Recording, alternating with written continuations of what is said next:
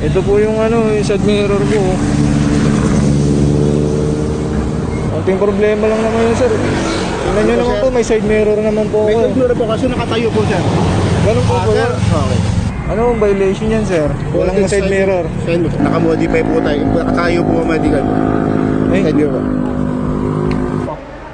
Kumusta? Kailan ka pa dito, Chief? Ano lang po, noong July, August. Apo, mag 2 months pa lang. Pati ang ticket mo. Ito po. Ano po may pagtiko natin, sir? May tao kang Ay, opo. Tinext ko nga, minessage ko nga po si sir. Hindi nga po nakontak ng tao ko yung inspection. So, nandun na po sa time na hindi na nakontak, na-issuehan po tuloy ng ticket. Anong nakandak? Yung i-verify po sana kung visible po yung back niya dun sa setup ng side mirror. Pag ang usapan ay side mirror, either broken or defective or no side mirror. Yes, sir. Apo.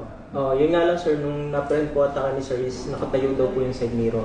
Ay alam mo, with respect sa iyo, Chief, makikita mo naman sa rider, normal ang pag-iisip nito eh. Apo. Ibig sabihin normal, ikaw ba, Chief, maglalagay ka sa side mirror, hindi mo makikita yun. Yes, sir. Common sense. Yung common sense. Common sense, di ba? Apo, parang ang ano ko dito, sir, nung nalaman namin, ang na-ticket niya is improper installation. Patingin nga. Sir. Brother, ikaw yung enforcer? Public awareness, happy ha, naka-video tayo. Naka-live po ba yan, sir? Hindi. 2D po tiniket niya po, no? Sir naman? Ano nakalagay sa 2D, happy? Ang 2D po natin, sir, is motor vehicle with defective, improper, unauthorized accessories, devices, equipment, and parts. Nung na-print po siya, nakatayo po yung side mirror. Kaya, Hindi. Paano mo nga sasabihin improper kung doon siya komportable?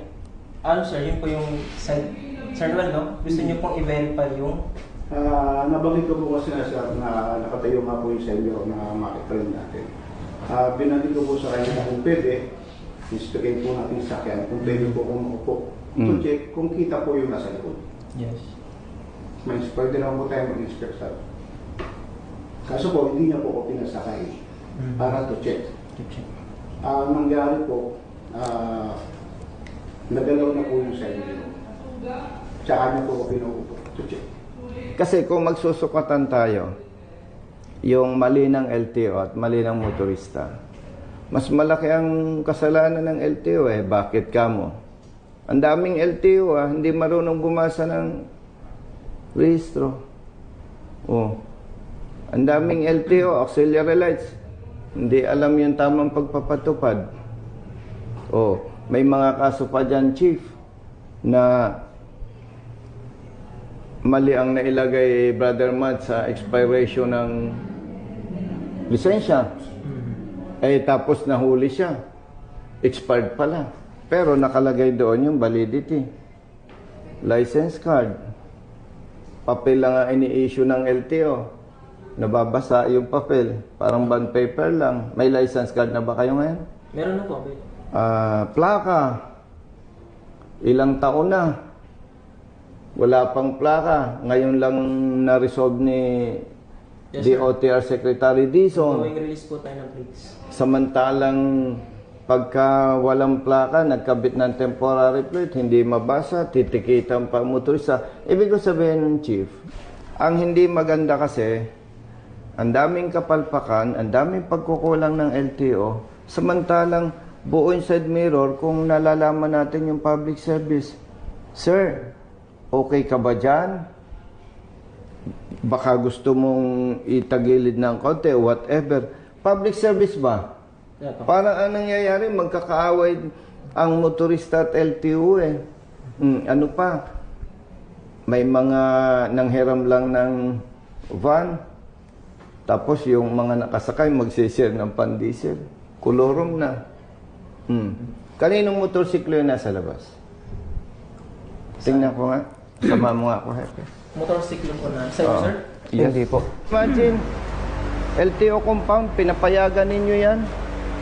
Walang side mirror. Baka empleyado nyo yan eh.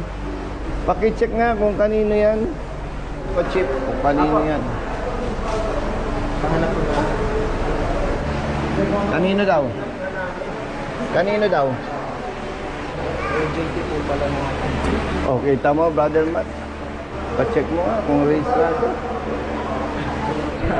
May rehistro. Pakita mo nga kay Hepe. Okay, tamo. O, walang dalang rehistro. Tamo, inimamaneho ng OJT mo, walang rehistro.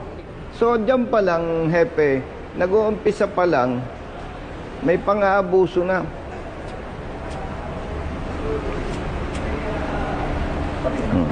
Yan, o. Sino nag-picture nito? Ako. Ikaw. Pero itong motor mo, ba't hindi mo picturean kaya? Ano po, kakas po. O kaya nga. Hindi, ano na lang po. Hindi, ang ibig ko sabihin, OJT mo ang nagpicture dito sa motor ng rider. Kasama po nila sa Oo. service. Na tinikita ninyo at sinasabi nyo improper na pwede naman sabihin, sir, pakiayos nyo. Siya pa palang nagpicture.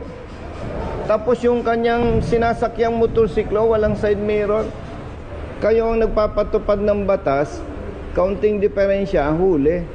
Pero yung inyong OJT, no side mirror, no ORCR carried.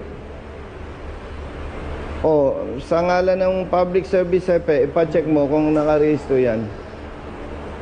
Parehistro po. Yung ano po, yung mga 3 po. Oh, hindi rehistrado. Ano po yan, nilistock po yun. Oh, nasaan lisensya mo? Wala mo siya. Hindi dito po na board. Bali magkasama po silang dalawa eh. Plus, no side mirror. 12,000 plus 5,000, 17,000. 800 to 150. Brother Jerry, kunin mo yung 5,000. Bigay mo dito sa rider.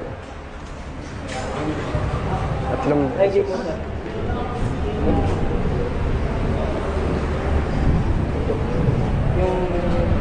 Yung ID mo.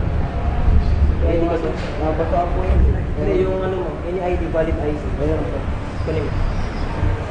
Yung mali na nakikita ko, dapat nating itama.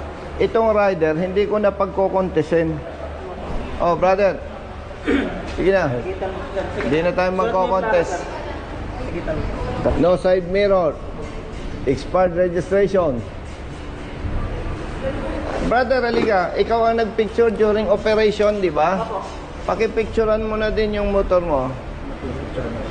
Kubayad na po siya. Bayaran mo na lang yung multa. Epe, sana wag nang maulit yung ginawa ng tao mo. Apo, pagsabahan na lang po sir. Remind. Sige. Thank you. Thank you. Sana last na ito, Hepe. Apo. Nasaan yung ticket? Picturean ko lang yung TOP number.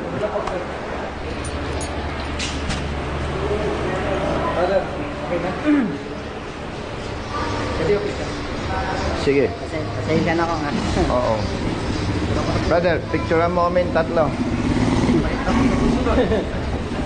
Hati kayo, ha?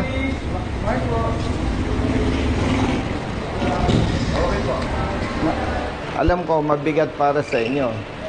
Pero kailangan matuto tayo. Kayo, habang bata pa, matuto na.